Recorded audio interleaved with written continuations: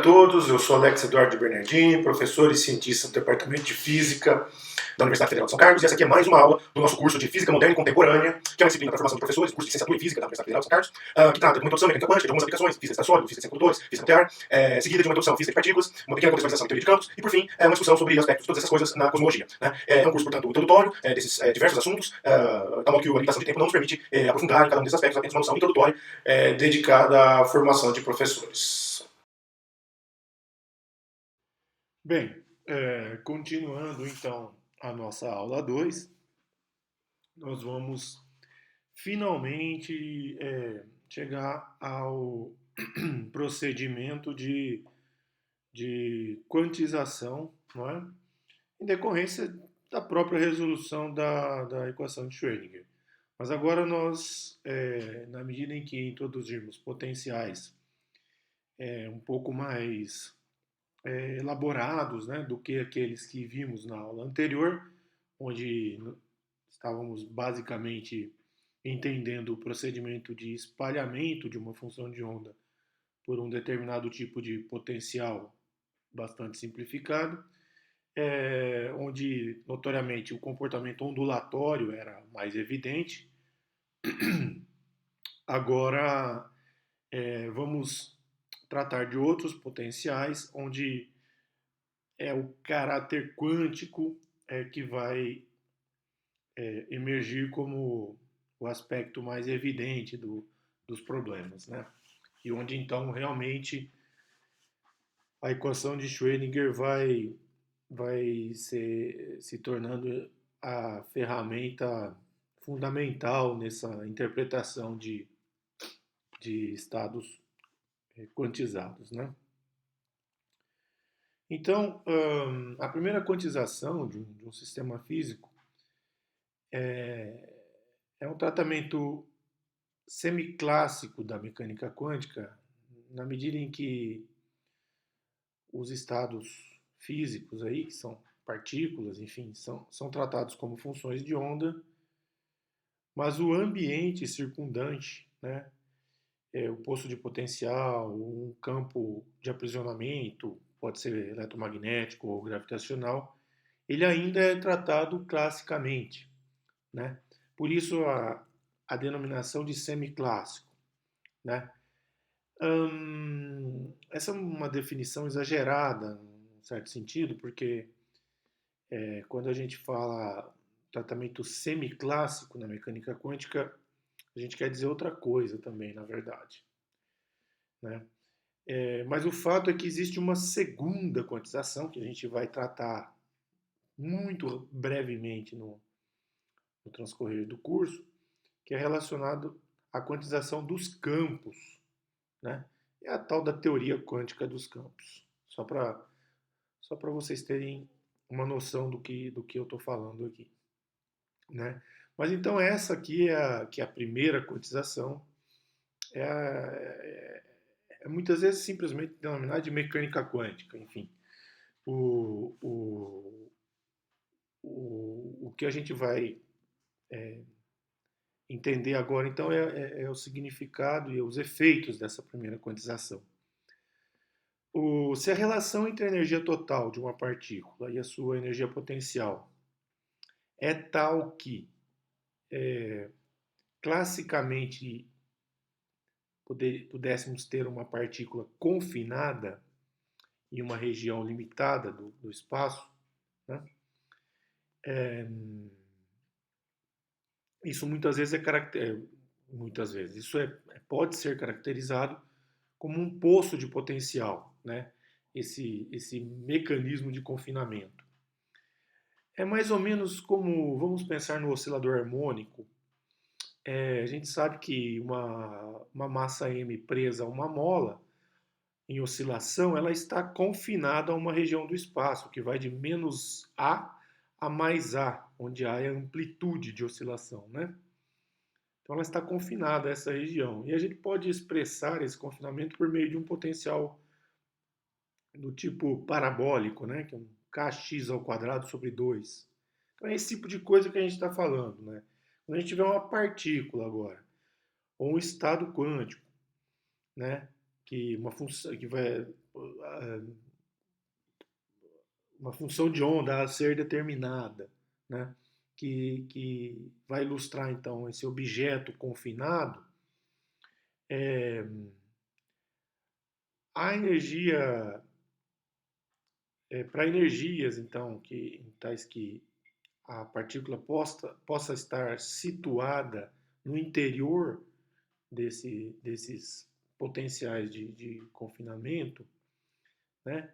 A teoria de Schrödinger prevê a identificação de níveis de energia, né? Então, energias distribuídas não de forma contínua, mas de forma discretizada, né? Então, as energias vão estar quantizadas, né? Então, nós podemos dizer que a quantização corresponde à existência de estados discretos com energias discretas designando cada um desses estados, né? Uma outra analogia que é válida é aquela com ondas estacionárias e uma corda, né? Vocês vão lembrar lá dos cursos de física ondulatória novamente, que se a corda vibrante em questão ela tem os nodos fixos, né? Nos extremos, então somente ela só pode vibrar em comprimentos de ondas que sejam admitidos pelo comprimento da corda, né? Há uma razão de racional, né? Do comprimento da corda. Por exemplo, se a corda mede L, os comprimentos de onda admitidos são aqueles que compõem ou meio comprimento de onda igual a L, ou um comprimento de onda igual a L, ou 3 meios de comprimento de onda igual a L, ou 2 comprimentos de onda igual a L, 5 meios de comprimento de onda igual a L. Então, sempre uma distribuição de possibilidades com comprimentos de onda que se adequem ao tamanho da corda. Essas são as ondas estacionárias, né? Então, aí a gente tem um espectro clássico de quantização também, né? São admitidos somente soluções com determinados comprimentos de onda, né? Pois bem, então, no nosso caso, quando estivermos tratando aí de objetos microscópicos, a gente vai ter uma composição de energia semelhante, né? Por exemplo, o, o, os poços que vamos tratar não são tantos, porque através da equação de Schrödinger não é tão fácil obter as soluções para uma quantidade muito grande de poços, né? Os poços que sabemos que possuem soluções, dentre vários, é o poço retangular, finito, que é o que está em azul aí, como também o infinito, com as paredes indo para infinito. O poço do oscilador harmônico, onde aqui a gente mostra os níveis de energia admitidos, vamos falar um pouquinho mais sobre eles. E o poço columbiano, que é o poço de um elétron no átomo de hidrogênio, né?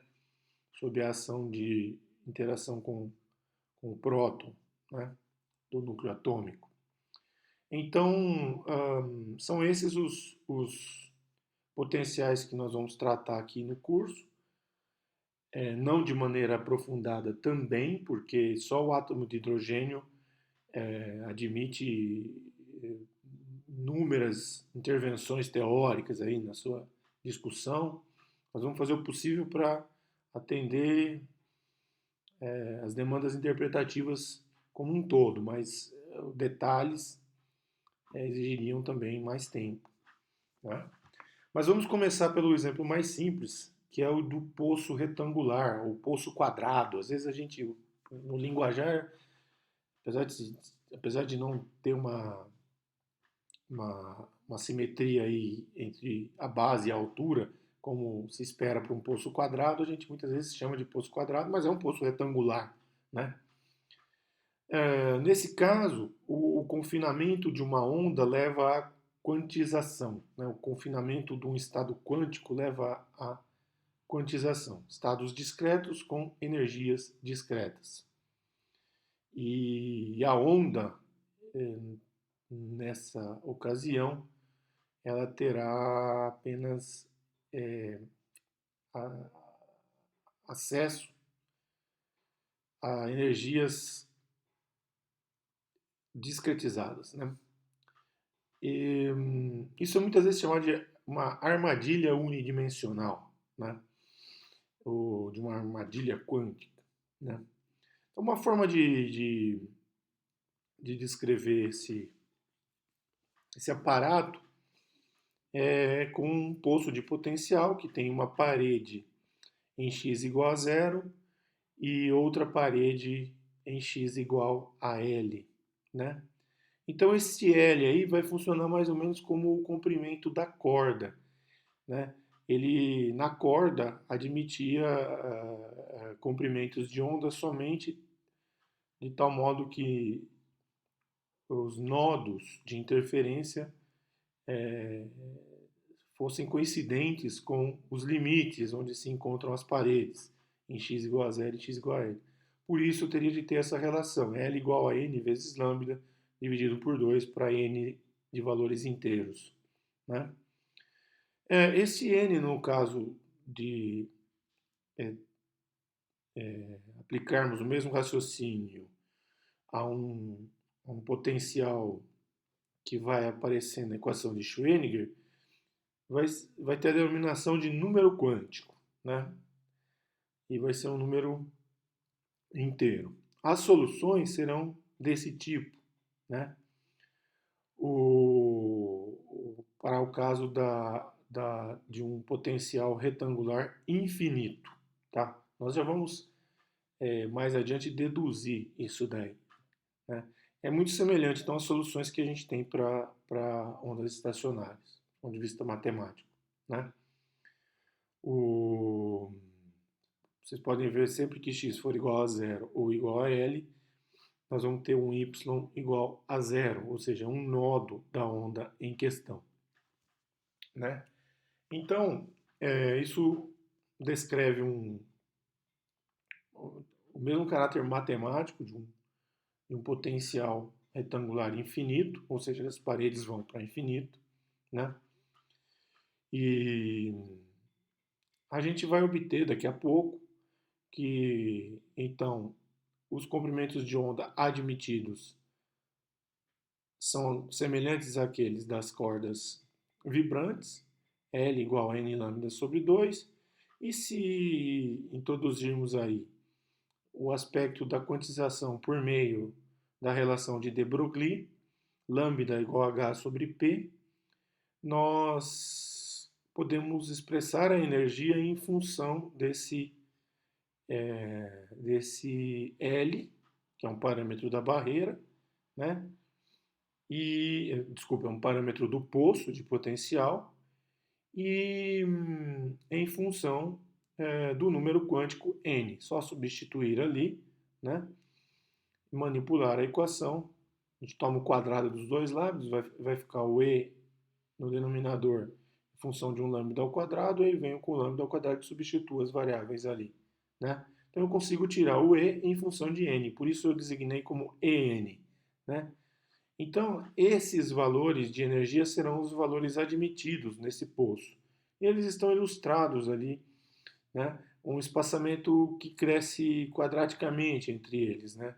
O primeiro vai com 1 ao quadrado, que é 1. O segundo vai com 2 ao quadrado, que é 4. O terceiro vai com 9, 16, 25 e assim sucessivamente, porque o E vai com n quadrado. Logicamente, também depende do H de Planck, né? E dos outros parâmetros, tanto da partícula, no caso a massa, como também da largura do poço, né? Poços estreitos empurram esses níveis de energia para cima, né? Mais para o alto.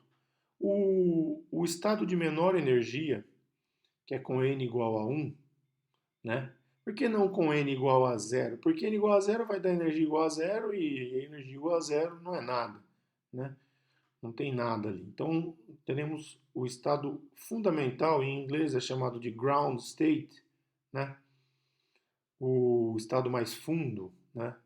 Então, o estado fundamental é o de menor energia. Os demais estados são chamados de estados excitados, porque existe uma tendência na natureza de que a ocupação de estados se dê dos mais altos,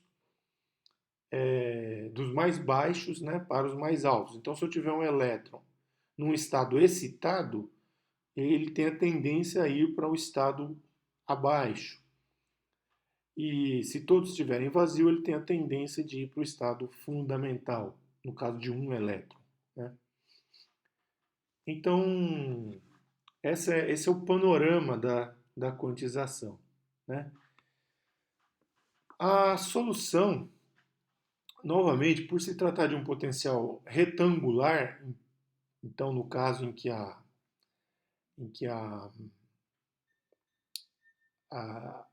sua expressão na equação de Schrödinger ela é mais imposta de acordo com as fronteiras desse potencial, né? Do tipo, para x menor que zero tem um potencial indo para infinito, entre x igual a zero e x igual a L o potencial é zero, e x maior que L eu tenho também o potencial indo para infinito. Então não é propriamente uma forma analítica em x, de tal modo que a resolução vai lançar mão de estratégias parecidas com a que utilizamos no espalhamento unidimensional por degrau e por barreira, né? Tunelamento e tudo mais. Então, a estratégia matemática vai ser semelhante. Que estratégia é essa? É a observação das condições de finitude, continuidade e univocidade da função de onda, né? Quando a gente vai para potenciais mais elaborados é que teremos situações um pouco mais complexas na hora de resolver as equações diferenciais. Para esses casos, então, de potenciais do tipo retangular, é importante notar o aspecto da transição entre os níveis de energia, como eu mencionei, no caso de um elétron aprisionado, né? Essas transições também são reguladas por essa discretização dos níveis de energia. É uma transição do tipo H nu só vai admitir valores, que também é igual a H cortado vezes ômega, né? Só vai admitir valores que correspondam a uma diferença entre esses níveis discretizados, né? Então, se, por exemplo, um elétron sai do nível 4 para o nível E1, né, a frequência correspondente à emissão de um fóton, né, de um pacote de energia, dessa diferença de energia, né, ela é devido à diferença entre o E4 menos E1, né? O mesmo se o elétron transitar, por exemplo, de E4 para E3, vai ser emitido um pacote de energia, né, quantizado. É por essa razão, nós vamos observar daqui a pouco, que temos as chamadas linhas espectrais dos átomos, né? As transições não são necessariamente específicas, né? Elas apenas são condicionadas pelos níveis de energia. Então, eu posso ter também de E3 para E1, de E2 para E1. Sempre nessas situações eu tenho a emissão de um fóton, né, que vai ter uma frequência correspondente, porque como essas energias são precisamente determinadas, o fóton emitido nessa transição ele vai obedecer um intervalo de energia bem determinado que vai corresponder a uma única frequência, né? Hum, isso se reflete também no caminho oposto. Se eu quiser fazer um elétron saltar de um nível mais baixo para um nível mais alto, né? eu tenho que fornecer exatamente a quantidade de energia que corresponde a esse salto, senão ele não consegue saltar. Então eu tenho que incidir luz com uma frequência exatamente igual a, a, a frequência determinada pela diferença entre os níveis de energia, né? O, é lógico que na verdade a coisa não é tão exata assim. Você pode às vezes ter uma sobra de energia, mas a frequência absorvida, ela tem de ser exatamente a correspondente ao salto, né? Estou querendo dizer assim, você pode ter um feixe de luz que seja composto por várias frequências, né? Então, o elétron vai absorver somente na frequência correspondente à diferença exata de energia, tá? As demais frequências elas não são absorvidas. Então, você tem uma atenuação, acaba tendo uma atenuação ou uma supressão de determinadas frequências numa um certo feixe incidente, né? Que sejam compostos por várias frequências, mas a frequência absorvida tem que ser exatamente correspondente à diferença de energia, né? Hum, pois bem, então vamos, observados esses aspectos, né, da quantização, que tem muito a ver com aquilo que a gente viu no começo do curso, né, na aula 1 ainda, né, proposição de Planck, os pacotinhos de energia, e, enfim, tudo mais. Vamos agora ver como é que isso emerge da equação de Schrödinger, né?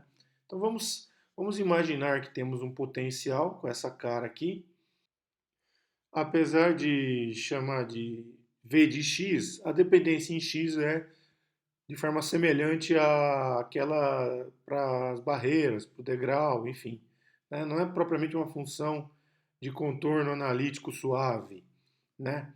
Ela simplesmente é dita ir para infinito quando x é menor que zero ou quando x é maior que l, e ela vale zero nesse intervalo entre x, de x entre zero e l, né?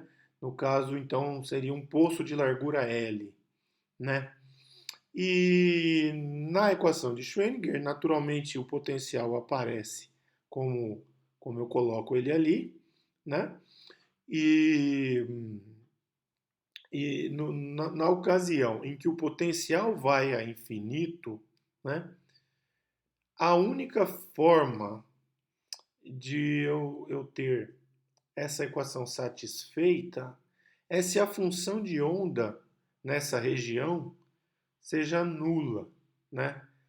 Caso a função de onda seja nula, eu poderei ter isso satisfeito.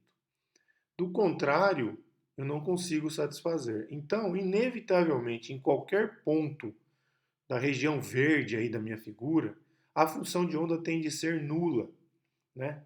Isso implica que em zero e em L ela também seja nula, né? Do contrário, teríamos uma descontinuidade e teríamos aquela mesma história de um problema com a finitude da função de onda, né? Então, veja que se ela não for nula, tanto em zero quanto em L, quanto fora da barreira, se ela não for nula, esse termo explode, o segundo termo da soma. Isso implica em uma derivada segunda que explode também. Se vocês lembrarem lá do curso de física A, uma derivada segunda significa o quê? É um comportamento do tipo acelerativo, né? Tudo bem que aqui não é no tempo, né, em relação a x, mas a ideia matemática vale também. Então a segunda derivada vai implicar, explodindo, vai implicar em valores crescentes de uma primeira derivada e, consequentemente, valores crescentes da própria função. E isso arruína o pressuposto paradigmático postulado da finitude da função de onda, né? Então a gente não pode. Então, fora da barreira infinita, tá?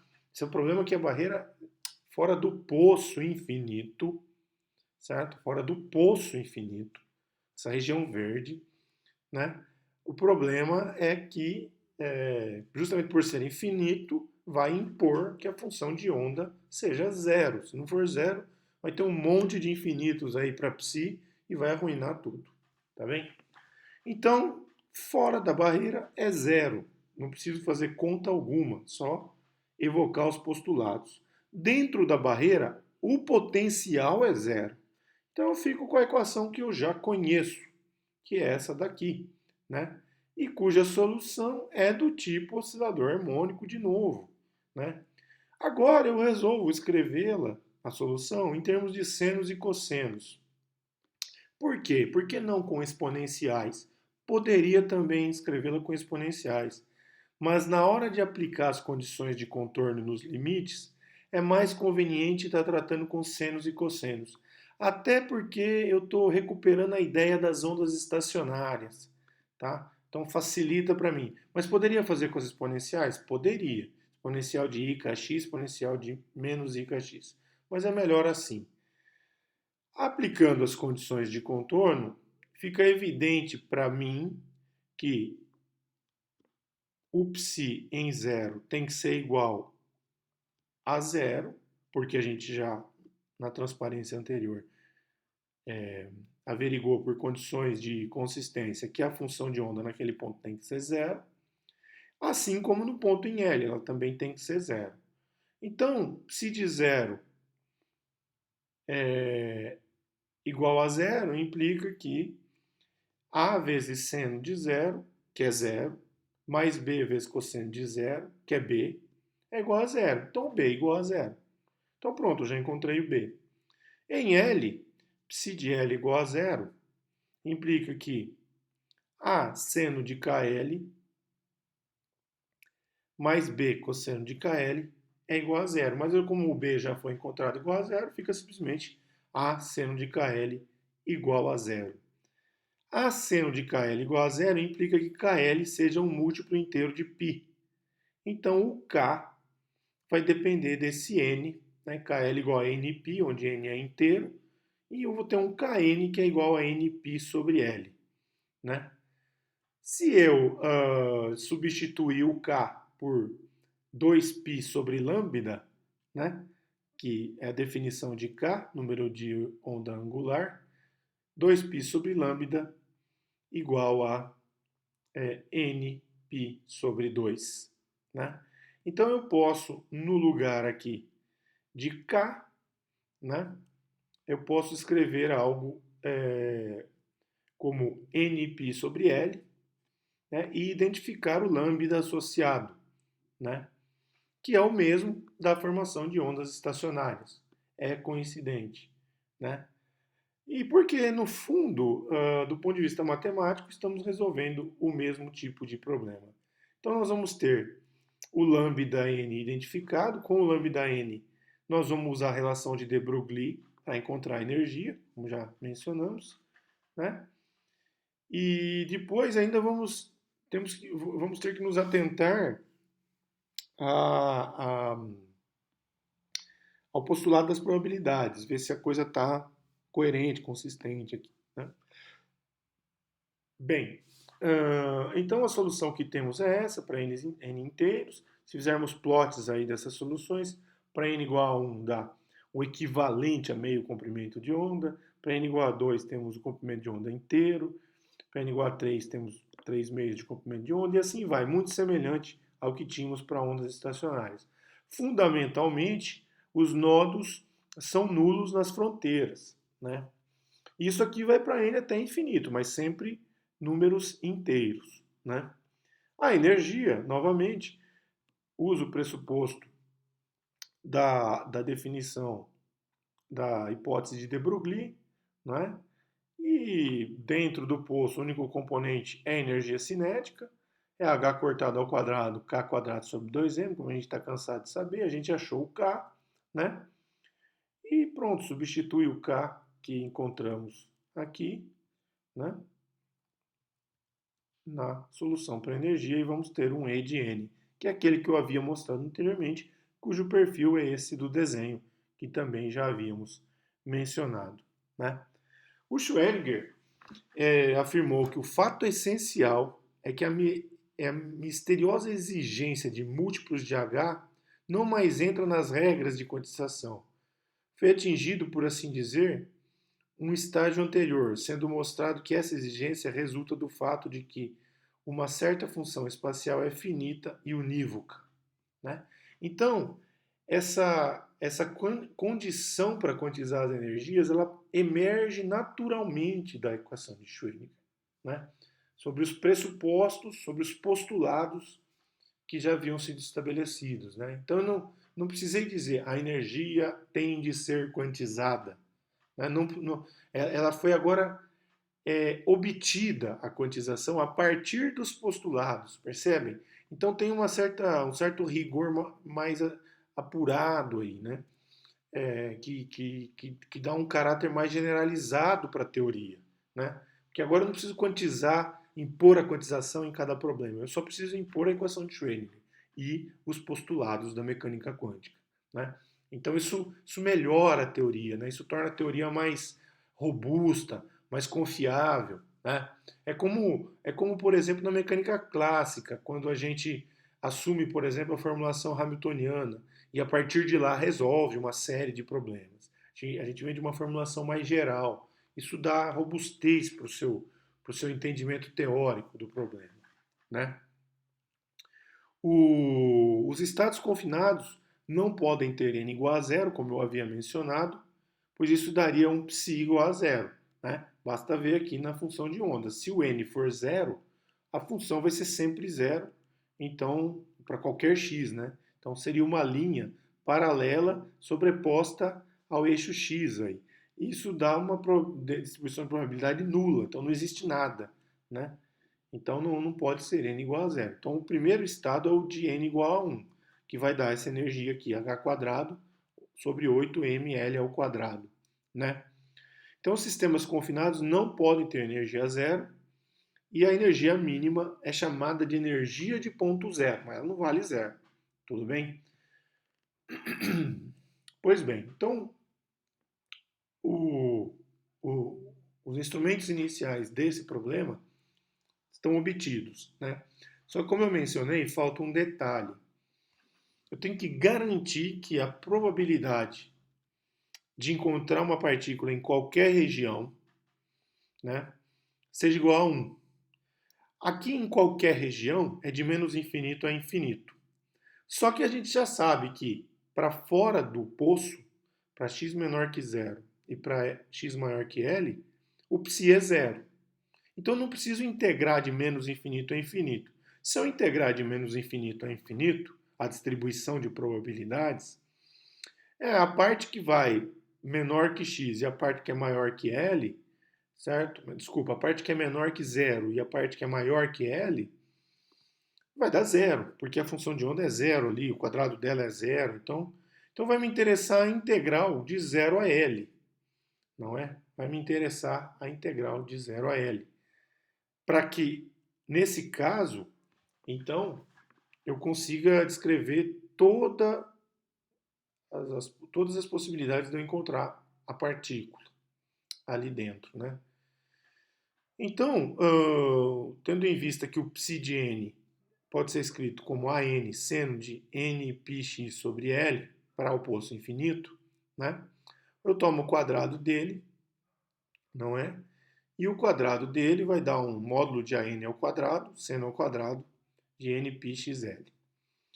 E a probabilidade de eu encontrar, então, a partícula numa região entre x1 e x2 dentro do poço, né, porque, como eu disse, fora do poço, isso aí vai a zero, né, de partida, né, na medida que a gente identificou isso daí.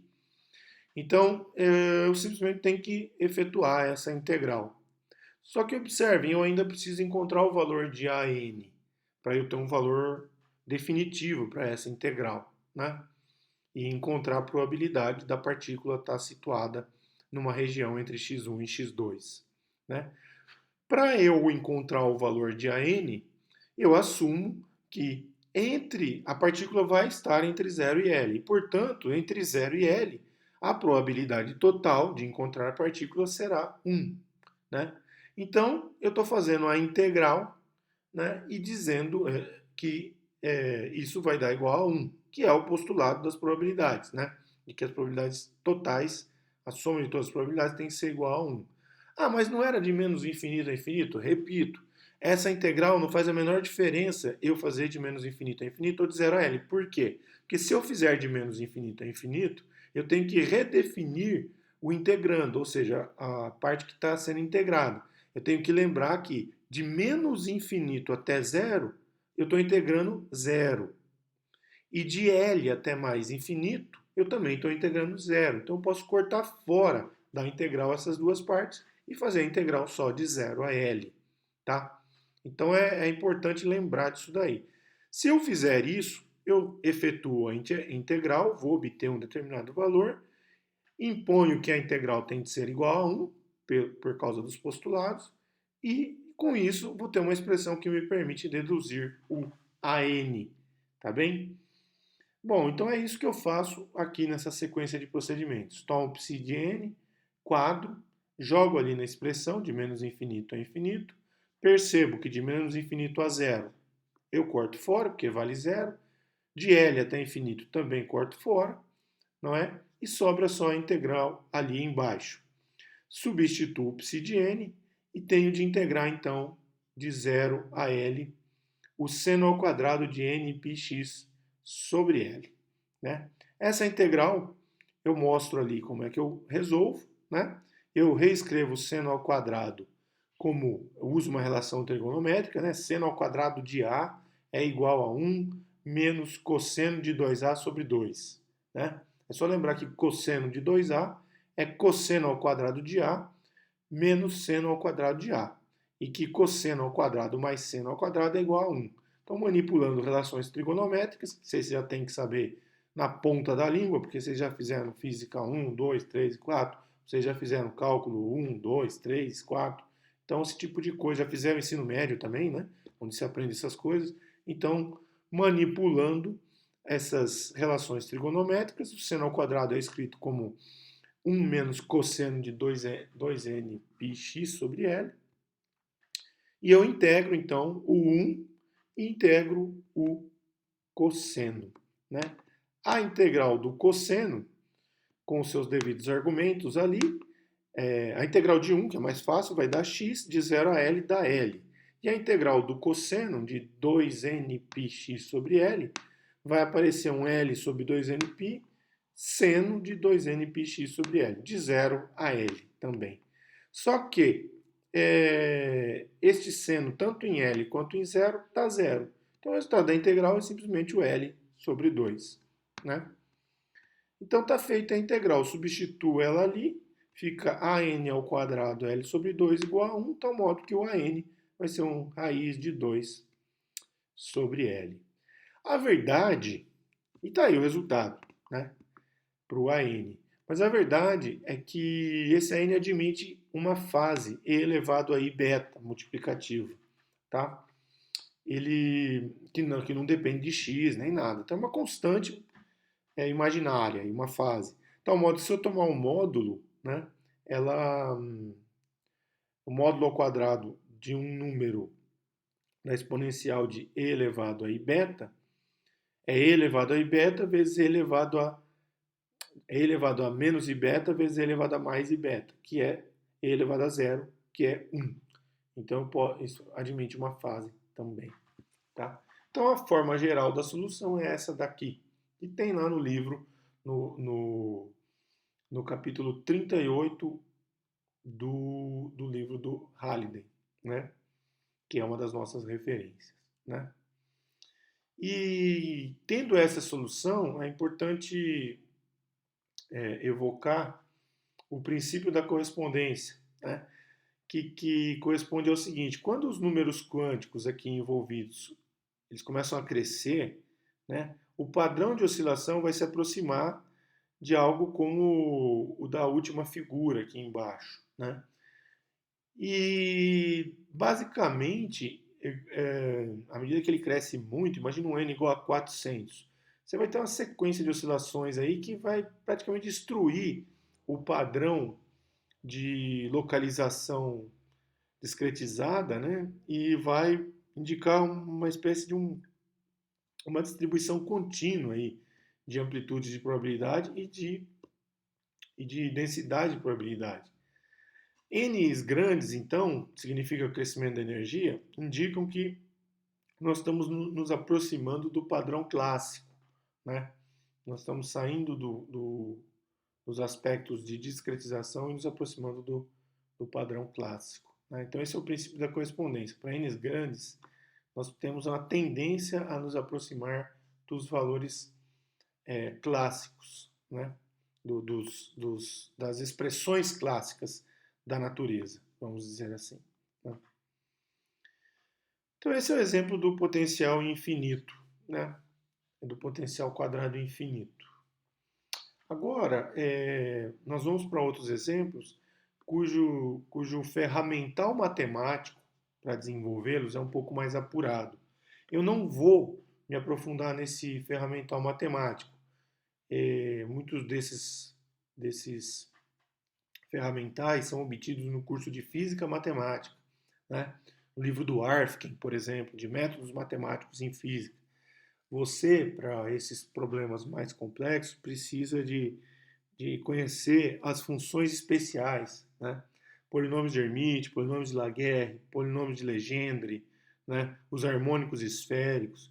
Então, eu vou ter que falar deles aqui, mas nós não vamos ter tempo para desenvolver toda essa matemática, porque nem no próprio curso de mecânica quântica, em um semestre, é possível, né? Então, aqui eu vou mencionar, e se alguém tiver interessado em se aprofundar, o livro que vai dar subsídios para isso é o livro de Métodos Matemáticos em Física, né? Tem do Butkov, mas tem também o mais popular é do Arfken, né? Que tem mais exercícios. E vocês veem isso no curso de FISMAT 2, na verdade. Física Matemática 2, né? Então, por exemplo, é o caso do potencial de oscilador harmônico, né? O potencial de oscilador harmônico não tem uma fronteira num ponto, né? Ele tem uma forma parabólica que vai aí com x ao quadrado, né? Então, na hora que eu ponho esse potencial aí na equação de Schrödinger, para resolver a equação de Schrödinger, agora fica mais complicada, porque é uma equação diferencial, né, que não vai ser mais... ela vai continuar sendo ordinária, ela vai continuar sendo linear, ela vai continuar sendo de segunda ordem, mas ela não é mais a coeficientes constantes. Então ela não tem mais aquela solução harmônica, ela tem um outro padrão de solução, né? E para obter esse padrão não é trivial. Existe uma estratégia para resolver essa equação que é por meio de séries de potência, chamada estratégia de Frobenius, ou método de Frobenius, né, que tem lá no livro do Arfken também. Mas nós nem vamos utilizar isso aqui. Nós vamos partir do pressuposto que o camarada chamado Hermite, né, nos idos aí do século XVIII, creio eu, XIX, não sei, resolveu essa equação. E a solução dela é dada aí em termos de polinômios de Hermite, que são esses HNs, né? Um polinômio de Hermite ele é definido da seguinte forma: ele é menos 1 elevado a n, e elevado a z ao quadrado, derivada a enésima em z de e elevado a menos z ao quadrado, né? Então esse é um polinômio de Hermite. Então, se eu substituo essa função de onda, que já está normalizada, né, já foi feita a integral para dar 1 nela, e dar com esse coeficiente aí. Ela substituída na equação de Schrödinger, ela satisfaz a equação de Schrödinger se as energias forem quantizadas da forma como está ali. H ômega n mais 1 meio. Essa é a solução do oscilador harmônico. Essa solução ela é extremamente popular. Ela pode ser obtida, como eu disse, tem um método com séries de Frobenius você pode obter, ou conhecendo os polinômios de Hermite você também pode obter, né? Tem no Wikipedia também todo o desenvolvimento dela, quem tiver interessado, mas isso leva um tempo, né? Então, nós não vamos aqui, são várias aulas para obter isso daí, né? Mas o importante é que ela tem um espectro discreto de energia que é muito conhecido. E aqui ela admite n igual a zero. O n igual a zero vai corresponder a uma solução que não é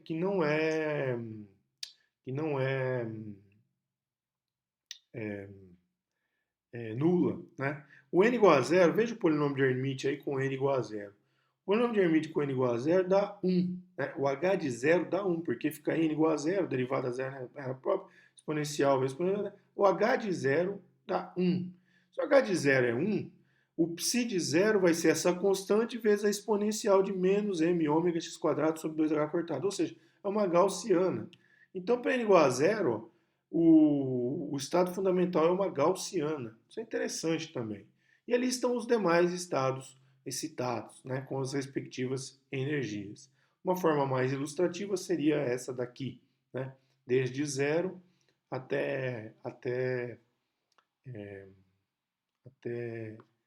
n crescendo aí para quanto eu quiser. Note que para n de valor par, eu tenho uma boa probabilidade de encontrar a partícula em x igual a zero. Agora, para n de valor ímpar, a tendência é que eu não encontre a partícula próximo de zero, ela está mais afastada, né? Mais em direção às paredes.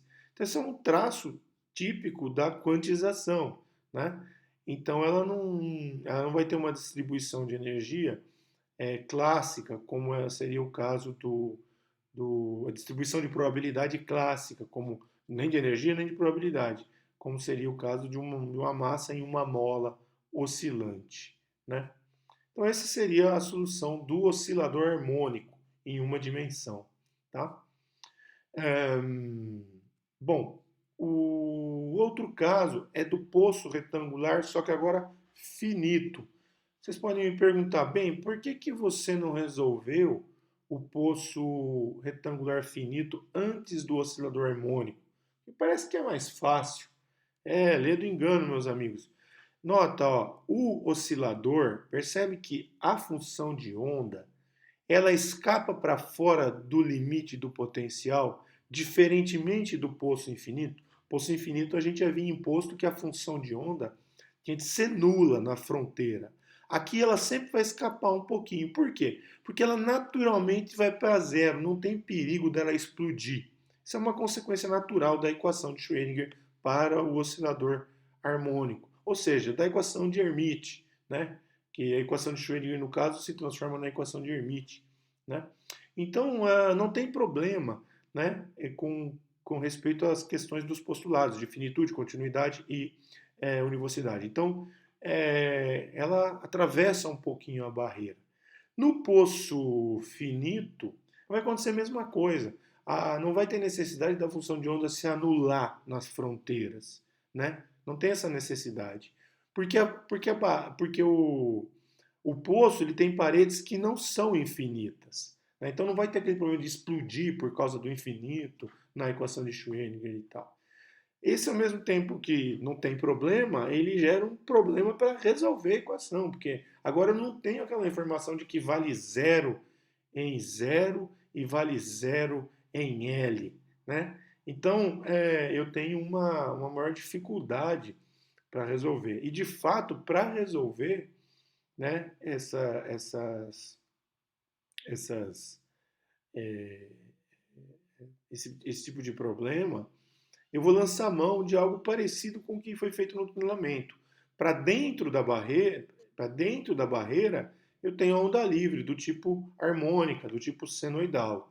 E para fora eu vou ter uma onda evanescente, que é amortecida e vai para zero. Então eu vou montar as condições de contorno do mesmo jeito. Só que aí tem um problema, eu não consigo achar energia de forma analítica, só de forma numérica. Né? É porque eu caio numa equação transcendental, do tipo x igual a tangente de alfa x, né? Em que eu não tenho como resolver analiticamente. Né? Então isso gera um problema aí na resolução. Né? Isso tudo é tabelado hoje, tudo já foi resolvido, mas eu digo, do ponto de vista da estratégia de resolução, cria uma certa dificuldade. Né? A única coisa que eu consigo observar, mais qualitativamente, né, na medida então que as funções de onda não vão se anular mais nas fronteiras, e sim assintoticamente, indo para mais ou menos infinito, né, o que acontece é que eu vou ter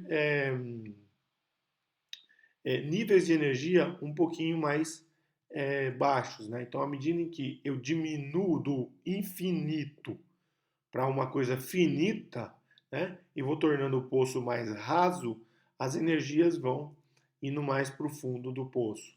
E, logicamente, para cima do limiar do poço eu não tenho mais quantização. Então, eu não vou ter um número infinito de n's, como no poço infinito. Eu vou ter n's suficientes até cobrir a altura do poço. Né? Passou dali, eu vou ter um espectro contínuo de energia. Não dá mais para quantizar, porque eu não vou ter mais paredes. Né? Então, o problema do poço finito, de certo modo, ele é bem complicado. Ele não é é, um problema trivial. Né? Pois bem, então esses são os três potenciais que tratamos. O átomo de hidrogênio vai receber uma atenção especial na aula 3, né? E o que a gente pode fazer agora para exercitar um pouco isso é pensar em mais de uma dimensão. Mas aí vamos pensar, dá até para pensar com o oscilador, né? O oscilador harmônico, mas não vamos pensar nele, né? Até aqui no final eu vou mencionar do oscilador harmônico, mas aqui vamos a pensar num poço retangular, né? Infinito em três dimensões. Como seria isso, né? Bom, a gente não precisa ter a figura geométrica desenhada, a gente precisa ter o efeito. E o efeito é de um poço de potencial infinito em todas as direções. Então é como se um elétron pudesse ficar aprisionado, né, e atingir todos os níveis de energia com n crescente. Né? Então a equação de Schrödinger em três dimensões ela volta a ter o Laplaciano, aí, né? Como eu coloquei. E a ideia então é uma caixa retangular que a gente vai idealizar com L's, né? Um L em X, um L em Y e um L em Z. Seriam as larguras dos poços correspondentemente em cada direção. Isso pode ser produzido, por exemplo, por meio de estruturas atômicas, né? Cristalinas, enfim, como o arsenide de galho, na presença do índio, né? Do átomo de índio, ela gera uma configuração desse tipo, né? Aí, no caso, eu estou falando em uma dimensão do arsenide de galho. Os nomes que são dados são esses, né? Se eu tiver em uma dimensão, esse tipo de aprisionamento potencial infinito é chamado de ponto quântico, né? E que tem zero dimensões. Se eu tiver em duas dimensões, é chamado de fios quânticos, né? E se eu tiver em três dimensões, é chamado de um gás, né? Então é isso que eu tenho, né? E um gás de elétrons, né? E eu vou ter os currais quânticos também, né? Que basicamente é só uma releitura desse tipo de objeto, né? Mas vamos continuar aqui, então, trabalhando com é, três dimensões, né? E, o, e, o, e a equação de Schrödinger em três dimensões, né? Para resolver a equação de Schrödinger em três dimensões, né? Agora, se vocês observarem aqui, então, essa função de onda ela vai ser o produto de três funções, uma em x, uma em y e uma em z, né? Porque dessa forma eu consigo desacoplar essa equação em três equações, uma em x, uma em y e uma em z. Essa é a estratégia para que se resolva a equação, né? É essa a estratégia. E se eu utilizar essa estratégia, né, que é um método de separação de variáveis, eu vou obter o equivalente ao produto de soluções em, em, em uma dimensão. Né? Então seriam três soluções, uma vez a outra, cada uma delas na dimensão x, y e z. Como decorrência dessa solução, a gente nota que nós teremos três números quânticos, né? Um relativo a uma dimensão x, outro relativo a uma dimensão y e outro relativo a uma dimensão z. Se eu substituo essa equação na equação de Schrödinger, né, o que acontece?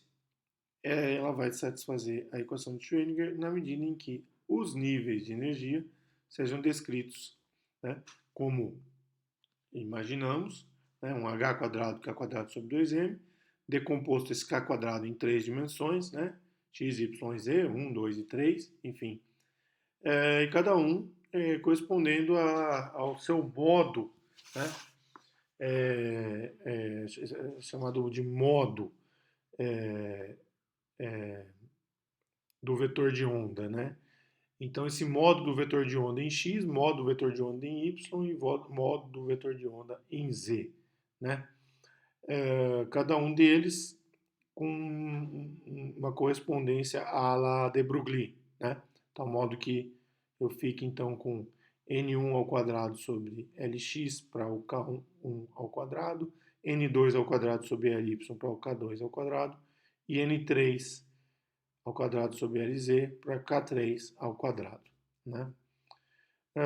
Com essa correspondência, né, o, o que eu posso fazer? Posso agora analisar esse espectro de energia, que agora é um espectro mais elaborado, né, que ele varia com os números quânticos. Para fazer isso, eu sugiro que os L's sejam todos iguais, para simplificar a minha análise. Mas eles podem ser diferentes, tá? Vou ter exercícios do livro em que os L's são diferentes.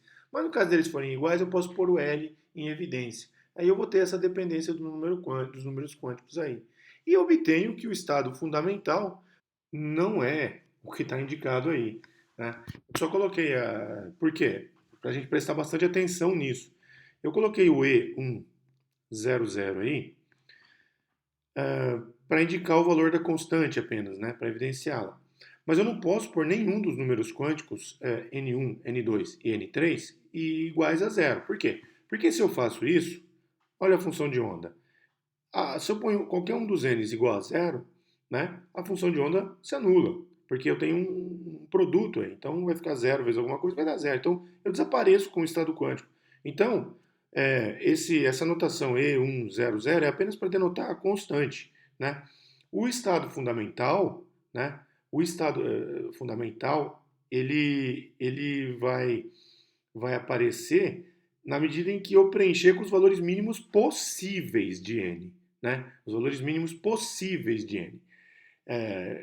Não pode ser zero, tem que começar com 1. Então, o estado fundamental vai ser esse aqui, o E111, né? O E111. Então, é o que vai providenciar os menores valores para a energia do meu sistema, né? Aqui eu estou expressando para o caso em que Lx igual a Ly igual a Lz, ou L1 igual a L2 igual a L3, né? A gente vê que nesses casos, por exemplo, os estados 211, 121 e 112 fornecem a mesma energia, que é igual a 6 vezes essa constante, 6H quadrado sobre 8ml ao quadrado, né? 6 vezes a constante. Como são 3 estados diferentes, porque eu estou alternando os valores de n, né? O que é que eu tenho na verdade? Eu tenho o que a gente chama de degenerescência. Essa degenerescência pode ser quebrada se eu introduzir anisotropia no meu sistema, ou seja, se eu mudar os valores de L e botar L's diferentes uns dos outros. Ali escolhendo L1 menor que L2, menor que L3, ou Lx menor que Ly, menor que Lz, eu vou ter que, se você olhar para a expressão da energia, né, Lx menor que Ly, menor que Lz, na alternância, na permutação dos números n, qual que vai dar a energia maior? É quando, permutando os números 1, 1 e 2. A energia maior vai ser para o N3 igual a 2, depois para o N2 igual a 2, depois para o N1 igual a 2. Então pode ver, né? Aqui, nesse caso, desculpa, é o Lx que é menor, né? Então o Lx menor é o N1 igual a 2 vai dar maior energia, né? Depois o Ly, depois o Lz, como eu coloquei ali. Então, o E211 maior que o E121 maior que o E112, né? A mesma coisa eu posso fazer no caso em que eu tenha os números 1, 2, 2. Eu vou ter lá 1, 2, 2, 2, 1, 2 e 2, 2, 1. A energia total corresponde a 9 vezes a constante aí em vermelho. Para o caso isotrópico, quando todos são iguais, né? Todos os L's são iguais. Se eu, de novo, colocar Lx menor que Ly, menor que que LZ, sempre que o número 1 cair no maior L, né, ele vai me dar a menor energia. Então, como o maior L é o Lx, né, quando o 1 cai ali no menor L, né, no Lx, eu vou ter... Não, nesse caso é quando o... Vamos olhar aqui, temos que olhar, não tem jeito. Então vamos distribuir aqui os n's entre 2, 2 e 1. Então o Lx é menor que o Ly, que é menor que o Lz. Então o que suprime mais é o L maior. Então quando o número quântico menor estiver no L maior, é que eu tenho mais energia. Então quando eu tiver N3 igual a 1, eu tenho mais energia. Quando eu tiver o N2 igual a 1, eu tenho mais, segundo o nível. E quando eu tiver o N1 igual a 1, eu tenho menos energia. Vamos ver se é isso. É isso. N1 igual a 1, menos energia. E o N3 igual a 1, mais energia. Então tem uma quebra de degenerescência. Né? Então vocês podem ver que esse é um processo que é recorrente, que vai acontecer sempre que a gente estudar esse tipo de distribuição de elétrons. Né? Tem que notar que o número quântico aqui tem que olhar o papel dele na função de onda para saber se é permitido ou não. Né? E nós vamos, na próxima aula, né? Portanto, já encerrando, nós vamos para a próxima aula. Nós vamos também fazer utilizar esse mesmo método, que é o método de separação de variáveis, mas para estudar um problema que vai exigir um pouco mais de matemática na obtenção da função de onda, muito mais de matemática na obtenção da função de onda, que é o problema do átomo de hidrogênio. Os princípios vão ser os mesmos, né? A estratégia para obter a função de onda num problema, de novo, tridimensional, também vai ser a mesma. A gente vai utilizar o método de separação de variáveis, né? Mas agora, a composição de números quânticos, como o problema vai ter uma simetria esférica, não uma simetria cartesiana, como foi esse que a gente analisou agora, né? O que vai acontecer? A gente vai ter que lançar mão de um mecanismo de resolução de equações que envolvem coordenadas esféricas, né? Mas a ideia do método é o mesmo. E vão aparecer números quânticos com interpretações diferentes também, né? E aí a composição dos níveis de energia também vai ser diferente, né? Mas a gente vai continuar tendo essa questão da degenerescência, num certo número quântico, e a quebra de degenerescência por causa da introdução de outras propriedades, né? Então vai ser, na próxima aula, nós vamos fazer uma abordagem, vamos começar a abordagem do átomo de hidrogênio, na verdade, para chegar aí nisso só na outra aula, né? A primeira aula a gente vai fazer a primeira abordagem do átomo de hidrogênio e essa quebra dos níveis de energia, a gente, no transcorrer do conjunto das aulas número 3, a gente vai obter. Tudo bem? Então é isso por agora. Muito obrigado por seguirem até agora. E não esqueçam que com os elementos que a gente tem até agora já é possível abordar alguns exercícios do livro do Halliday e mesmo do livro do Iceberg, né? Então já tem uns exercícios aí para vocês irem resolvendo as listas aí que fazem parte do nosso processo avaliativo aí, tá bem?